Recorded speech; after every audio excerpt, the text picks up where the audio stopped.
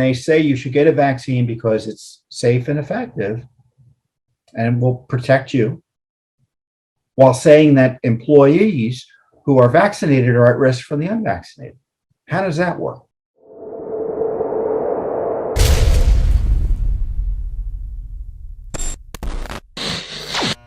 We have the attack on our constitutional system of government by, again, President Joe Biden, who now purports to have the authority, either as president or granted him by Congress, to require vaccine mandates of large employers. Well, not that large employers, 100 employees or more.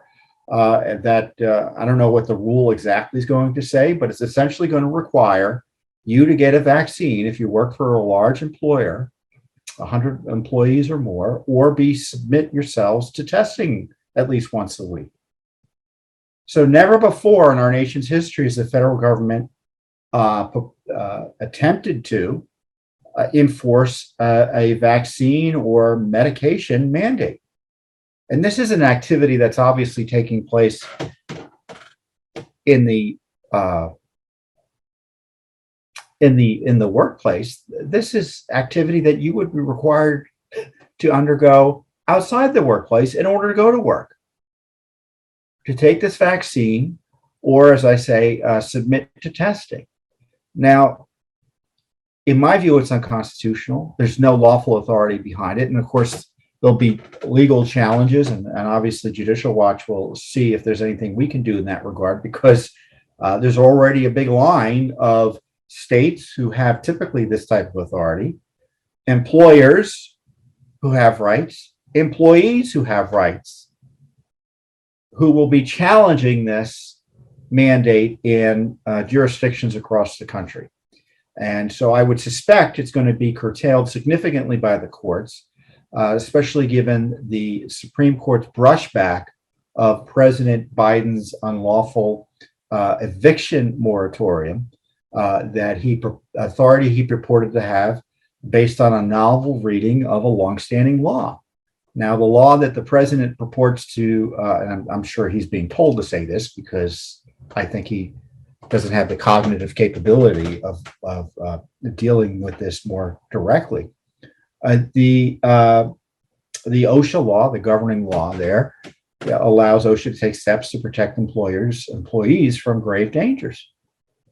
And in Biden's discombobulated way of talking about it, to protect the vaccinated from the unvaccinated. Now, if you're a judge, what are you going to make of that? Isn't it the purpose of getting vaccinated is to protect yourself from the unvaccinated or those who have a communicable disease otherwise?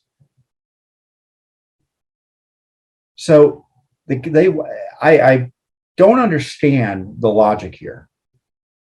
I guess I do, but I'll tell you what's illogical first, and I'll tell you why it's perfectly illogical. When they say you should get a vaccine because it's safe and effective and will protect you, while saying that employees who are vaccinated are at risk from the unvaccinated. How does that work? Well, it works if you are a totalitarian and you're an authoritarian who just wants to issue a mandate because you think people ought to take the vaccine.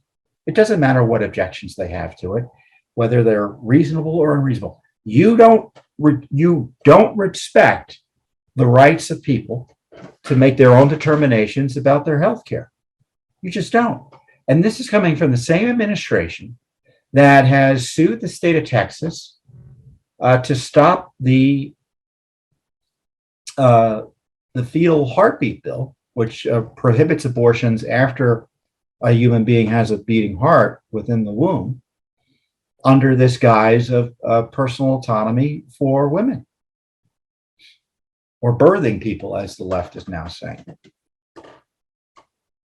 It's perfectly, but you know, they don't believe in anything they say. It's all about power and advocating power either on behalf of the state or their special interest groups, in this case, the abortion lobby in Texas. So it is tied together. If you don't think COVID and the craziness in Texas with the left's attack on Texas's ability to protect unborn human beings after heartbeat is detected is tied, then you're not fully understanding the cravenness of the left, because it's a power game. And when you understand it's a power game, what may seem inconsistent on the outside is perfectly consistent, because internally they think we want to exercise power against our political enemies. And the president's talk yesterday was full of misstatements, and some people have called them lies. I'm not a, lying suggests that there's a mendacity, there's a, that someone knows what they're saying is untrue. I don't know if I don't know if the president knows what he's saying at all in some respects, but certainly there were false statements designed to mislead by the people who wrote these statements for the president. And this isn't the issue of someone being generally right but wrong on the specifics. This is an issue of the president of the United States suggesting that there is a crisis where there is none in our healthcare system, suggesting that unvaccinated people are the reason for this health crisis. And behind all of this is suggesting that it's Trump supporters who are responsible for this. Really terrible stuff. And in the sense that we are facing a government that is out of control in terms of its willingness. As I used to say about Obama, he endeavors to be a despot. And we're hurtling towards despotism under President Biden. I mean, it's the catch me if you can approach to governing. I'm going to do it, and I dare the courts to stop me, or the courts may stop me, but I'll get away with a lot in the meantime. And certainly with the vaccine mandate, there are going to be many employers who on their own, where the law doesn't prohibit it, will use this as an excuse, whether or not it's ultimately found legal or not, to require their employees to take the vaccine. Now, you may think, well, this doesn't matter to me because I'm already vaccinated. Well, you're presuming the current definition of vaccination is going to hold up over time. The Biden administration is already strongly suggesting booster shots. I know there's a big debate as to whether those are needed or not, or useful. So you may think you're vaccinated and these rules won't apply to you. What if you're told you to be fully vaccinated, you need a third booster or a fourth booster, or who knows how many boosters? So this is an unprecedented power grab by the presidency, by President Biden. If he's able to do this, what is he able not to do? What is he unable to do? What other medicines can he require you to take? What's the limiting principle here? Now, as I said, the states are going to challenge it. Employers are going to challenge it. We're going to, we may join in the challenges as well, depending on how our lawyers analyze whether we're able to contribute anything substantial. But you can bet that we're participating in the debate about the vaccination mandates and how the vaccines have been studied and promoted by our government. And so I want to show you what we're doing here. I can't read it here. Vaccine concerns, heavy lifting Judicial Watch, investigating now. And I said, do you support these vaccine mandates? And, when we're doing the heavy lifting, I mean that our investigators already have Freedom of Information Act requests about the analysis of the vaccines. Because I don't trust the FDA any more than I trust the FBI or the CIA or the DOJ. They're other government agencies. Now, there are times when I'm persuaded by the advice of public health officials because they make sense, or it seems to me they're pointing to sensible science or science that supports their recommendations. But on COVID, there's been completely political. And so our heavy lifting includes a number of Freedom of Information Act lawsuits against the NIH, the which also governs Fauci's agency. You can bet I know we have a lawsuit coming related to the vaccine on a key safety issue that people have questions about. So as everyone kind of just gets angry and talks about what people should be doing or not doing, Judicial Watch is just kind of doing the plotting necessary work to try to get the truth out, whether it be about Wuhan, whether it be about Fauci, what he knew and when, which of course has been exposed further this week by other material that's been released by a media organization.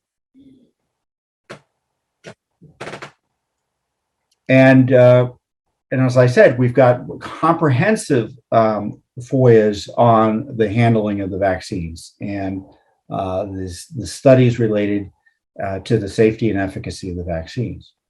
Now, I don't know what's going to happen with the Biden vaccination mandate. I suspect it's going to fail almost immediately. It won't get really much out of the starting gate. But you're still going to have this attack on those who, for legitimate reasons, or maybe illegitimate reasons, depending on your point of view, don't want to be vaccinated. And when the government goes after people because of their private medical decisions, we all should be concerned. Because some of you may be very nervous about COVID-19. You don't want to get it. You think those who aren't vaccinated are somehow more risky in terms of transmissibility. But as I say, you can't have your cake and eat it too. If the vaccine works sufficiently well, it's not, and I understand it's not going to be perfect. I'm not pretending that it should be perfect. But why is it there's this focus on those who aren't vaccinated?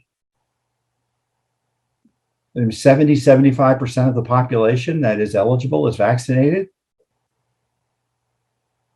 Either they're working or they're not. So as I said earlier, just because you think you're vaccinated doesn't mean you will be considered to be vaccinated fully under the emerging analysis, to put it charitably, of people like Fauci and company. Do you trust Fauci? I don't. And I want to quickly go back to Fauci because he's been proven to be a dissembler. And Rand Paul has asked for a criminal investigation by the Justice Department of his testimony when he denied, although I think his language was careful, that would make a perjury charge difficult, doing gain of function research with the Wuhan Institute. And The Intercept, which is a left-wing news publication, obtained under the Freedom of Information Act. They had a lawsuit too. Judicial Watch has lawsuits on this topic as well, but they got the documents and good for them. This is why we should have everyone suing under FOIA, because you never know what the government will give to one and withhold from the other, or give the one and then give to the one a year later. I mean, it's just crazy the way it works. And I'm glad they were able to get the documents, but they showed that the specific study that that Fauci's agency had funded through this EcoHealth Alliance, which I'm sure you all know about now, was a gain of function study on bad coronaviruses. I mean, the language, you'd have to be a sophist to engage in sophistry to suggest that it wasn't gain of function. And it's pretty clear it was. The Intercept, concluded it, and they're no friends of conservatives. And the question is, what did Fauci know and when? And to tie it to Judicial Watch's FOIAs, we received many emails showing initially in 2020 that Fauci and his colleagues were very much concerned about whether their funding was behind the Wuhan Institute and was their funding somehow tied to the emergence of the virus. And one of the studies they kept on listing, we saw it repeatedly and being sent to Fauci and other top officials that they should look at, is this bat coronavirus study, the same study by title. So we expected to believe that they didn't see the documents describing what the study was that the Intercept received and exposed? Of course not. So Fauci should be not only subject to a Justice Department investigation, but to an Inspector General investigation And there's going to be a big push to have him fired. Many people call him to be fired or resign. But in the least, he should be pulled back and pulled away from being the lead for the administration. I'm sure Joe Biden doesn't care what I think, but I think it's the right thing to do. I mean, if the administration is interested in having a persuasive public health voice, I would suggest they find someone that half the country doesn't believe and thinks is engaged in egregious ethical misconduct.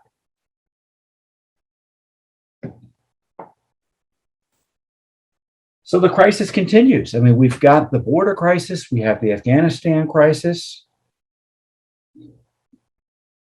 which I guess we're all supposed to forget about. And now we have this again, this rule of law and constitutional crisis caused by the government response to COVID, which in my view has been, completely inappropriate. So Judicial Watch will be front and center in investigating the new Biden abuses, his abuses of power. And obviously we'll be tracking the litigation, which will be tremendous. It's going to be all over the country. Texas probably going to sue. Georgia, I'm sure, will sue. DeSantis will sue. All these Republican governors will sue. Because remember, there are state mandates or state laws. I think Florida has a law that prohibits vaccine mandates. So this is going to be quite the legal battle. I think one that Biden's going to lose. But the fact that he was trying to exercise this abusive power is a dangerous development for our constitutional form of government. Thanks for tuning in. Be sure to subscribe to our YouTube channel to catch all the latest news from Judicial Watch.